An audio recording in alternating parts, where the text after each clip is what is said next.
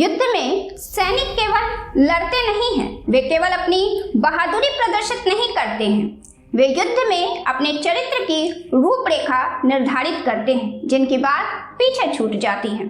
किसी भी व्यक्ति की पहचान उसके व्यक्तित्व से होती है और व्यक्तित्व हर कामों में, हर गतिविधियों में दिखता है। आज जरूरत है युवा पीढ़ी को क्रांति की राह पर चलने की, क्योंकि बदलाव बिना क्रांति के होती नहीं है और क्रांति के लिए सबसे अधिक जिस चीज की आवश्यकता होती है वह है व्यक्तित्व, जिसे हमारे समाज में कौड़ी भर भी महत्व नहीं दिया जाता है।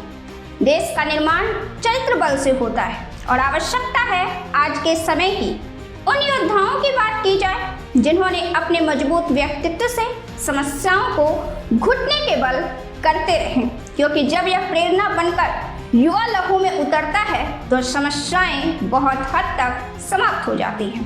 और इसलिए हम अपने चैनल पर उन तमाम शख्सियत के जीवन चरित्र पर बात करते हैं जिनके व्यक्तित्व के दम पर एक भारी परिवर्तन आता है। परिस्थितियां कैसी हैं, इससे अधिक मायने करता है कि आपकी प्रतिक्रिया क्या है। और प्रतिक्रिया अचानक ही तय नहीं होती है, बल्कि आपकी प्रतिक्रिया आपके दैनिक जीवन से प्रभावित होती है। आप दैनिक जीवन में अपने हर सेकेंड को किस मनोदशा में गुजारते हैं, इससे तय होते हैं। और यह गुजारे हुए मनोदशा में आपकी संगति की काफ़ी अहम भूमिका होती है, क्योंकि जब तक आप सोते नहीं किसी न किसी के संगति में होते हैं। यह संगति आपके व्यक्तित्व को बनाती है और बिगाड़ती है। यही वजह है कि बड़े लोग अच्छी संगति पर जोर देते रहे, क्योंकि कई सालों तक आप जिसके साथ रहते हैं उसका असर एक दिन आपके चरित्र पर नजर आ जाता है। यह एक काफ़ी धीमी लेकिन अहम प्रक्रिया है। आज जिस तरह से हर मनुष्य किसी न किसी समस्याओं से ग्रसित है, उनका एक ही समाधान है, खुद पर काबू पाना। जब आप खुद पर काबू पा लेते हैं तो समस्याओं पर भी काबू पा ही लेते हैं। जब आप महान चरित्रों के बारे में पढ़ते हैं, उनकी बहादुरी और विपरीत परिस्थितियों में उनके द्वारा लिए गए निर्णय पर आप गंभीरता से सोचते हैं, देखते हैं, तो आपके अंदर एक ऊर्जा उत्पन्न हुई महसूस होती है। व्यक्तित्व निर्माण हो, जीवन निर्माण हो, समाज निर्माण हो या राष्ट्र निर्माण हो, बिना व्यक्तित्व के कुछ खास आप कर नहीं सकते हैं। घिसी पिटी जिंदगी के अतिरिक्त जिन्होंने भी देश के लिए योगदान दिया है वो फौलादी चरित्र के शख्सियत रहे हैं, जो एक दिन में पैदा नहीं होते हैं, लेकिन हर दिन बिताए गए आपकी दिनचर्या इसे निर्धारित अवश्य करती है।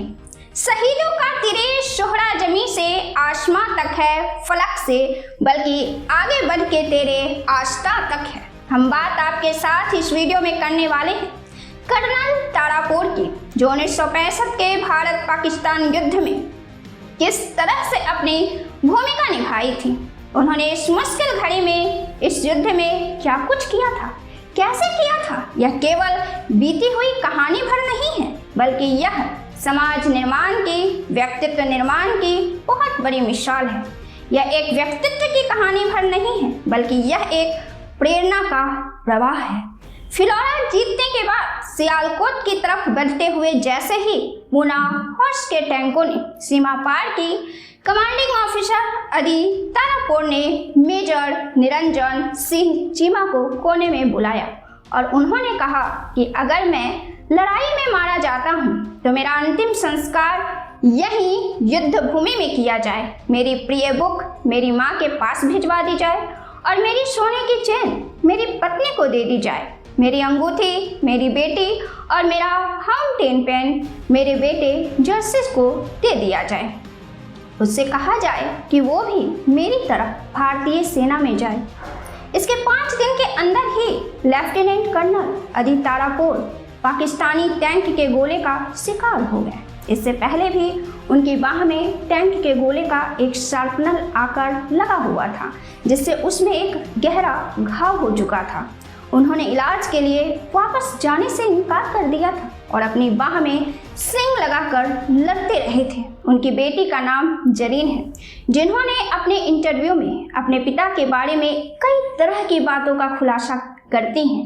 वे कहती हैं कि उनके पिता काफी वफादार थे। वे जिम्मेदारियां बचत कर लिया करते थे। इस पहलू को उन्होंने युद्ध के मैदान में भी लागू करके दिखाया।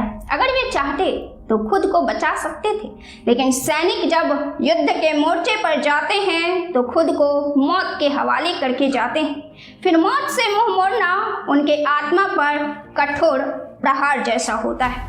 उन्होंने कदम पीछे करने और खुद को बचाने के बजाय अपने तमाम सैनिकों का ख्याल कर डटे रहे। उन्होंने सोचा कि अगर वे जख्मी होने के कारण मैदान से हट जाते हैं तो फिर उनके सैनिकों को कौन देखेगा।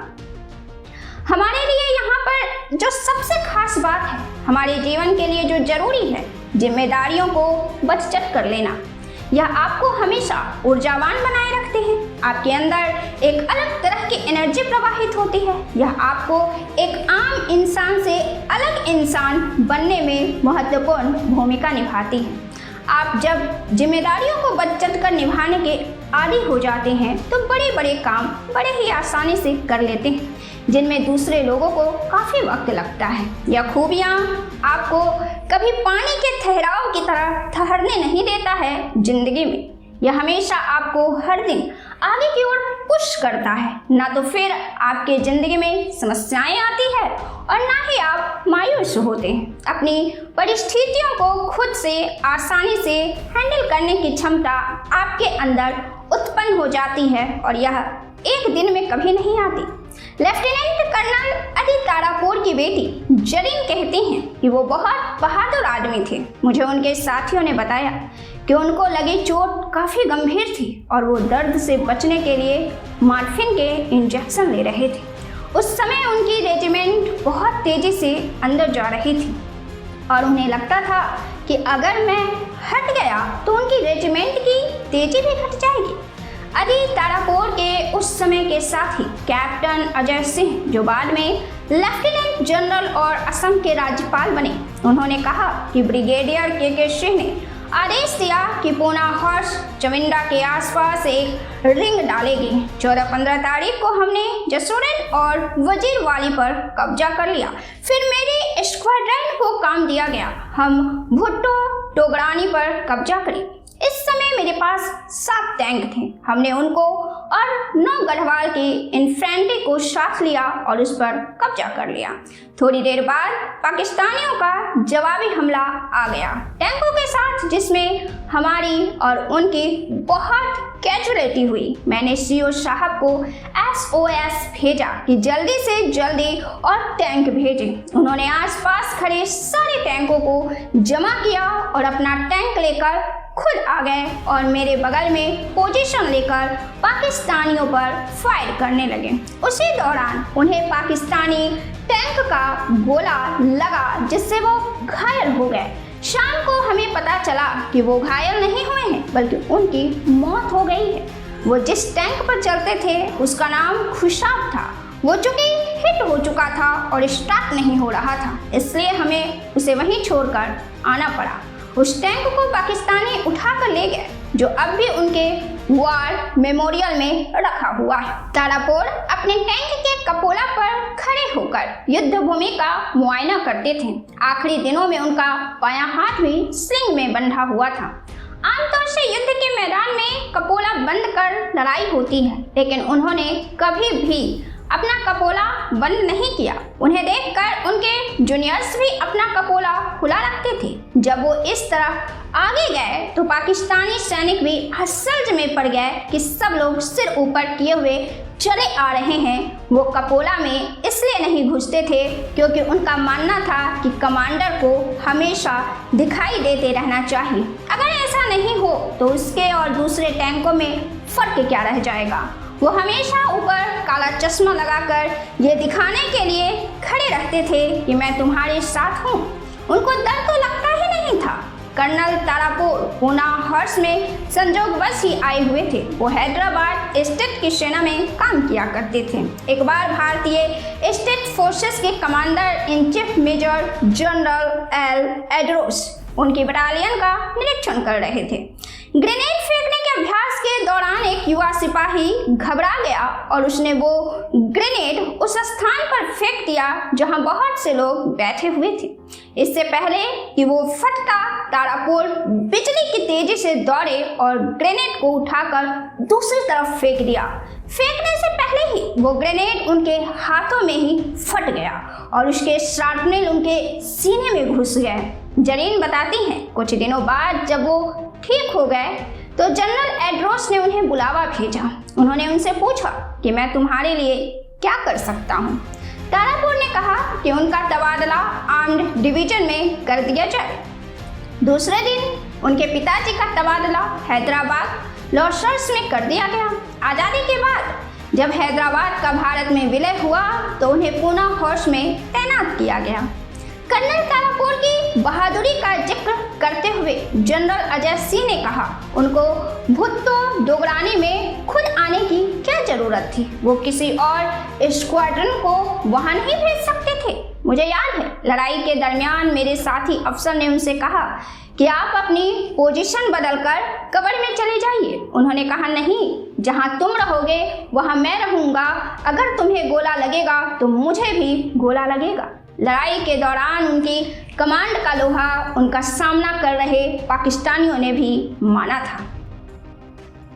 1965 में पाकिस्तानी सेना के निदेशक मिलिट्री ऑपरेशन गुल हसन खान ने अपनी आत्मकथा में लिखा है, 25 कैवेलरी के कमांडर कर्नल निसार खान ने मुझे बताया था कि तारापुर के वायरलेस इंटरसेप्ट को सुनना हम लोगों के लिए बहुत बड़ी सीख होती थी। उनका अपने लोगों को कमांड देना सुनते ही बनता था। जरीन बताती हैं कि उनके पिता के हीरो नेपोलियन थे। उनके पास नेपोलियन पर बहुत सारी किताबें थी। उन्हें संगीत का भी बहुत शौक था। हर रात को वो अंग्रेजी क्लासिकल संगीत सुना करते थे। कर्नल तारापुर चाइकोस्की को बहुत पसंद किया करते थे। लेफ्टिनेंट जनरल चीमा की पत्नी उषा सीमा बताती हैं कि 65 की लड़ाई पर जाने से पहले मैं अपने पति को पूना रेलवे स्टेशन छोड़ने आई थी। छोड़ने आई थी। ट्रेन छूटने ही वाली थी कि तारापुर मेरे पास आए। बोले, उषा, तुम चिंता मत करो, मैं निरंजन का ख्याल रखूंगा, जो उनके पति थे। उन्होंने अपना वादा पूरा किया। मेरे पति लड़ाई से सुरक्षित वापस लौटे, लेकिन तारापुर हमेशा के लिए इस दुनिया से चले गए। कर्नल तारापुर की बेटी जरीन को अभी तक याद है, 1966 के गणतंत्र दिवस पर हम दिल्ली गए थे। मेरी माताजी को कर्नल ऑफ द रेजिमेंट के पास बैठाया गया था। हम बच्चे लोग आगे के इनक्लोजर में थे। मेरी माँ 41 साल की थी। जब उनका साइटेशन पढ़ा गया तो वो हम सब लोगों के लिए बहुत मुश्किल और भावुक क्षण था। जब राधा कृष्णन ने पुरस्कार देने के बाद संवेदना में मेरी माँ के हाथ को थपथपाया। माहौल इस तरह का हो गया कि हम अपने आंसू नहीं रोक पाए। मैं हूँ आपके साथ आनंदमयी और आप देख रहे हैं प्रेस बिहार।